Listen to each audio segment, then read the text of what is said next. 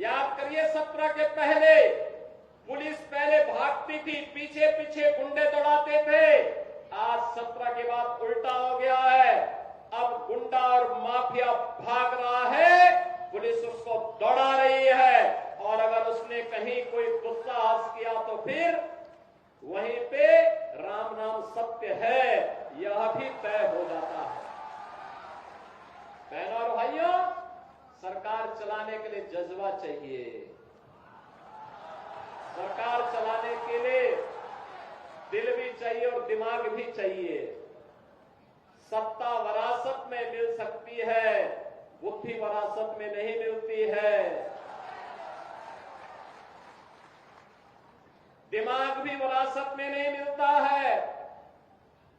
ये जो लोग सत्ता को अपनी पपौती मानते थे, वे लोग आज समझने लग गए हैं अब उत्तर प्रदेश में कभी उनको वापस नहीं आना है, इसलिए षड्यंत्र करने का प्रयास कर रहे हैं, अराजकता पैदा करने का प्रयास कर रहे हैं। उनका विकास से कोई लेना देना नहीं, उनका रोजगार से कोई लेना देना नहीं, उनका अन्नदाता किसानों से कोई लेना देना नहीं। बेटी की सुरक्षा हो, इससे उनका दूर दूर का कोई रिश्ता नहीं।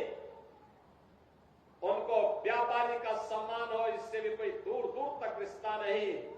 और तो आप देखते होंगे जब उनके किसी एक माफिया शागिर्द को, किसी डकैत को जो पुलिस मुठभेड़ में मारा जाता है, जब मारा जाता है तो इनकी दुखती हुई नस पर जैसे पुलिस ने उंगली रख दी हो, तब ये चिल्लाने लगते हैं।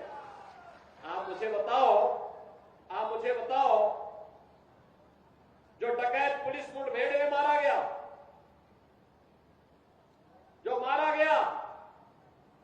अगर वह डकैत जैसे हथियारों का प्रदर्शन करते हुए डकैती डाल रहा है, वहां ग्राहक भी बैठे हैं, ग्राहकों को खड़ा करके एक तरफ करके अगर गोली मार देता तो क्या उनकी जान को ये समाजवादी पार्टी वापस कर पाती क्या? और वो किसी भी जाति के हो सकते थे।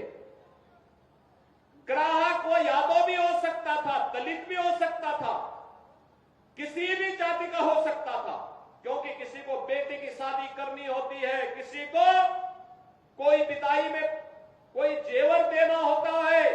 जेवर की परंपरा हमारे इतिहास का एक महत्वपूर्ण कार्यक्रम हिस्सा है, मांगलिक और एक शुभ कर्म का हिस्सा माना जाता है।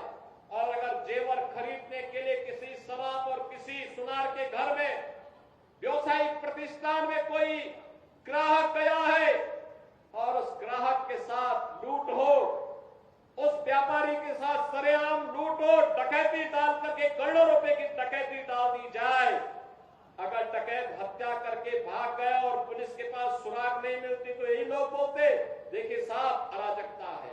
और अगर पुलिस ने पकड़ लिया, कार्रवाई कर दी और फिर मुठभेड़ में, आपसी मुठभेड़ में डकैत मारा जा रहा है, तो समाजवादी पार्टी को बुरा लग रहा है, कह रहे साहब ये नहीं होना चाहिए था। तो क्या होना चाहिए था? पूछना चाहिए। थोड़ा पूछिए इन लोगों से क्या होना चाहिए था।